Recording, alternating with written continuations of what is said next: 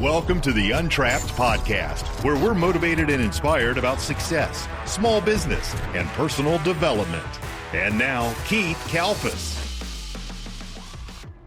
Welcome to the Untrapped podcast. This is Keith Kalfas. I have a special broadcast announcement for you. In all seriousness, I've been thinking about this one thing for about a solid year now. It's occurred to me, over a decade, 5 years, but really has, started really making a lot of sense to me. And this is what it is. I really want you to consider what I'm about to tell you. And you have to keep an open mind as I'm talking through it.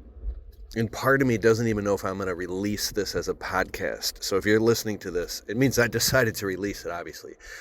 Because to really get a grip on what I'm going to say, it's like a prism. When you look at it from different angles, you see it differently. And as time goes on, you can see the same piece of information differently. And so what I'm about to say is I'm going to tell you that people don't care. But the way that I'm going to say it, I want you to look at it so matter of fact and so literal that there isn't even any emotional residue attached to it. Like, the ability to hear no and speak no with no residue. Like if somebody asks you a question and you say no. If they ask you for a favor, no. There's no residue. It's just a no. They can get all upset. Oh my God, I can't believe you just said no. Okay, well, you said no. Or you can hear the word no from somebody else. No. It's just what it is. There's no residue. So don't have any residue with what I'm going to say. Here goes. Nobody cares. If you become a multimillionaire running a business that you absolutely love, and you love it, and you're so passionate about the business, and you're just living your dream, and you wake up so excited that every cell in your body is vibrating and matched with your heart and your brain are in perfect coherence to your spirit, and you're just living the dream. Nobody cares. Now, they might work for you, or they might be around you, or be your friend or a family member, and they get some residual effect that maybe because they are close to you or close proximity, the power of proximity, they might feel lifted in spirits when they're around you or when they think about you. And they care about themselves of the way that they feel about it. But do they really, maybe a couple close people in your life actually give a hoot about you and how you're feeling when you're not around them? Are they really genuinely caring about your well-being?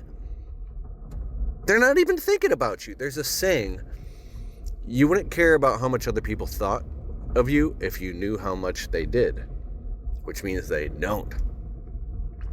So, if you built a multi-million-dollar business doing a business you hate, and you hate it so much you can't even get out of bed in the morning, there might be people like, yeah, but you're making all this money, you should be happy. But they don't even care. They don't care that you're miserable. Their spirits might be lowered around you because of your negative attitude if you're miserable and in hell, depending on why you did it. But the truth is they don't care. Now, for a moment, I want you to think of somebody that you know, and I'm just using money it's not even that, it's one of the many different forms of things that I could point to. Money is just the easiest thing to point to because it's something that us monkey humans are conditioned to look at as something of significance. Because when you die and your spirit goes on, how much money you made, it doesn't really even matter. That's a different conversation. But think of somebody you know who's a multi-cajillionaire. And every time you see them on social media, they're buying a new Corvette, they're investing in some big thing, they're just, everything they touch turns to gold. You might be inspired by them. You might be like, wow, how does that person believe in themselves so much? How do they have so much confidence? Where did that come from? It's like they're not even afraid to just take those risks. What's going on in that person's mind?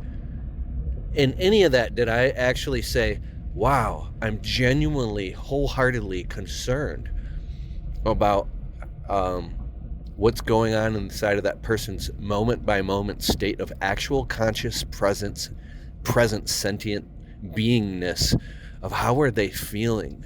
Are they doing okay? Are they genuinely happy? It's like, and no, I don't even really think of that. I mean, I hope they're happy, but really some selfish part of you, and it's not even selfish, it's just human nature. It's just like, wow, I want to be successful like that. Like if you had a $600,000 drop top latest model Lamborghini or Ferrari, and you pull up at a red light and you got the top down and you just got the music on, you're enjoying your day. If somebody pulls up next to you at a red light and they look at the car, they're not even looking at you. They're just looking at the car. And you might be smiling like, yeah, it's because of me. Me. They don't even care about you at all. You're an obstacle. You're just the annoying rich person in the car. Now they might even be like, yeah, but he's stuck with the payment. Or they don't know anything about you. And if they did ask you, how did you get that car? It's really selfishly because they want to know how they can get that car. Do they really actually care about you? They don't. Just like if you had a rust bucket pickup truck, they would say, wow, look at the rust on that truck. They wouldn't care about you. And here's the next part. Even if they did, or even if you did, or people did really genuinely care, it doesn't change anything anyways. Now, there is one thing to this that I want to add. Hey, Untrapped podcast listeners. You transform properties, but getting consistent clients can be tough. How do you get more eyes on your amazing outdoor services? Footbridge Media specializes in helping contractors like you dominate your local market online. They build professional, optimized websites that convert visitors into leads, handling everything from design and SEO to review management. Stop being trapped by a lack of leads. Grow your home service business with a strong online presence.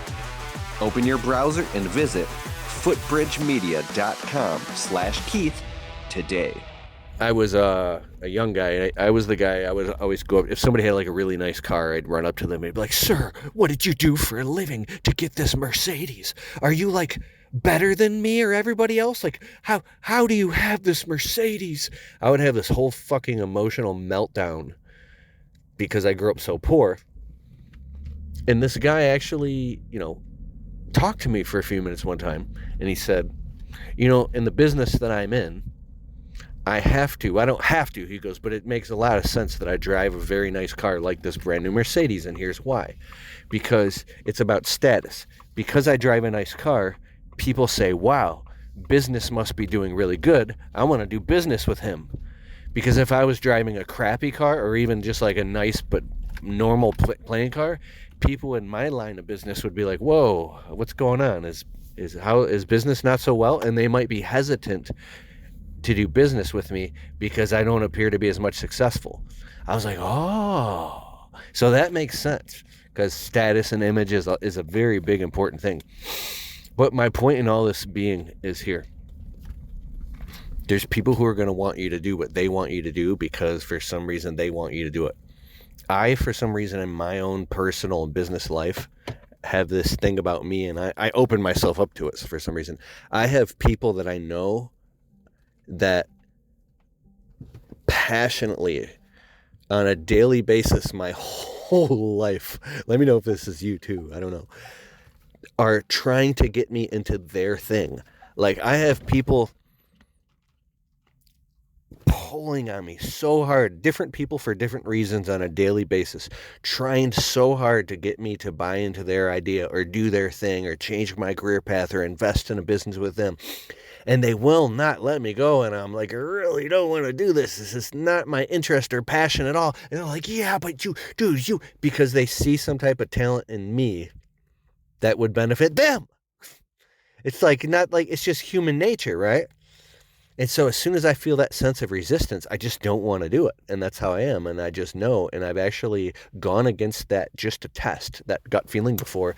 And I've done things like business ideas and projects and little ventures just as tests.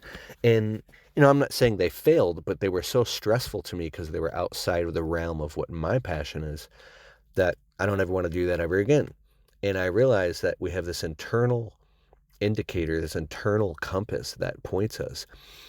And it's just like on social media. I don't vibe. I don't watch a whole bunch of different people on social media. I have like my core, maybe like 10 to 12 different people that I kind of listen to their messages, and even them I kind of tune out, and but once in a while, somebody for some reason or something on social media, like just when I thought that I hate social media, I'm done with it, it's all a bunch of crap, it's a cesspool, boom, something or somebody on there will just grip me at the right time and say everything that I'm thinking, and it perfectly aligns, and I'll invest in the product, and it's a great product, and I just feel it and I know it. And when I go with my internal sense of what makes me happy and what makes me feel accomplished, it works.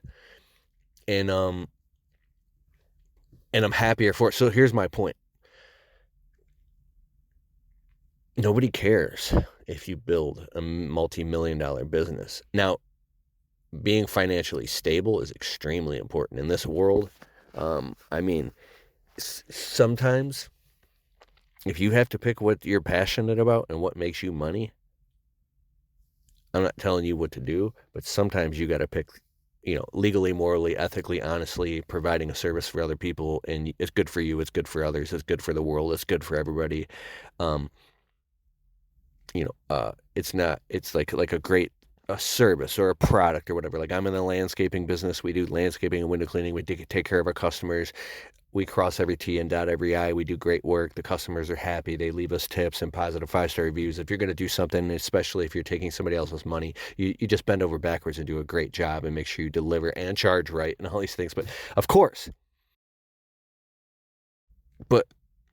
once you get enough money together and money flowing, now what you do for a living, if you're very passionate about it and it makes you money, that's amazing.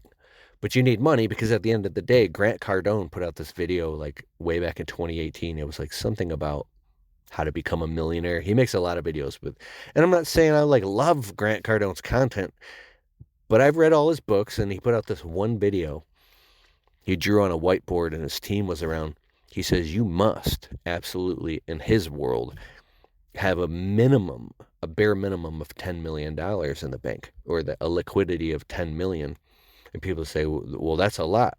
And he's like, nuh-uh. And then he started to go on to some of the severe repercussions of not being rich. It's like he said, if one family member or you or somebody gets in a bad traumatic car accident, boom, you're wiped out. That's 2 million right there. If somebody can't work, what if somebody in your family or somebody gets cancer, and now you've got 3 million in hospital bills, and it goes over your health insurance limit? Boom, there's 4 million right there.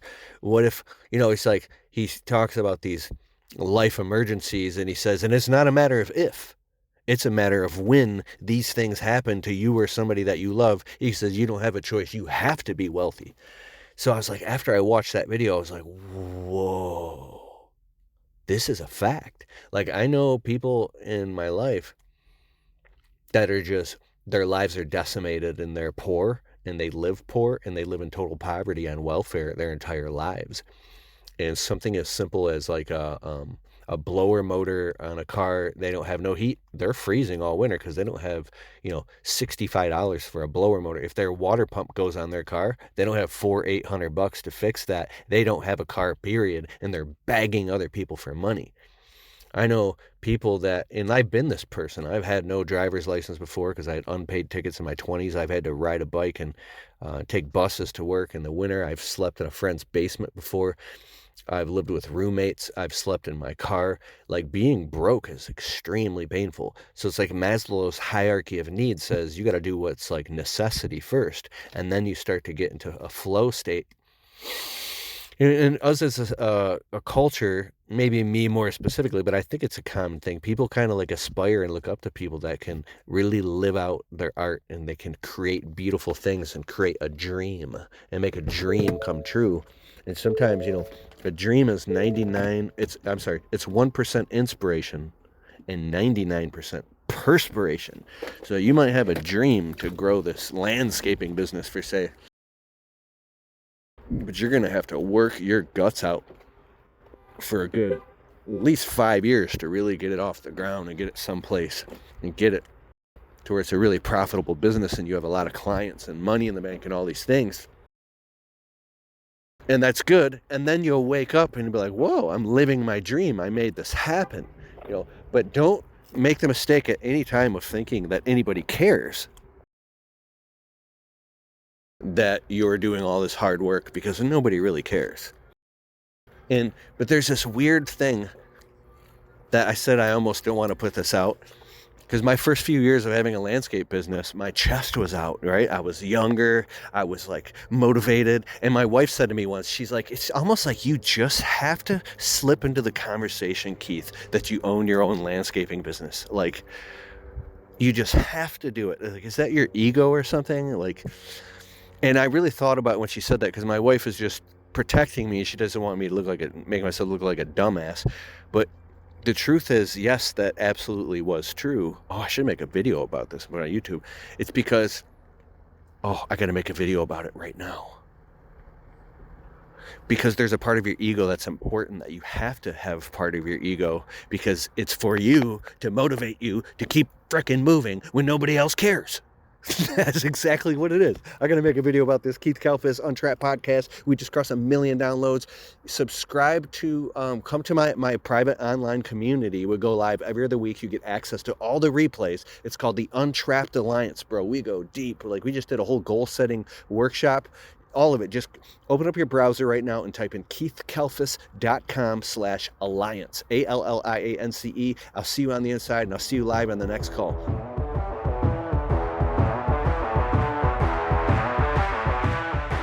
Hey, I hope you liked the show. And if you like the Untrapped podcast and you get value from it, can you please take a minute and go over to Spotify and leave it a well-worded positive 5-star review? It helps boost the rankings on Spotify so the show can get to more people. Therefore, these messages can get out to more people and inspire more people, so then they can go out and start their small businesses and crush it and get to the next level. It's a huge deal. All right, I'll see you in the next show.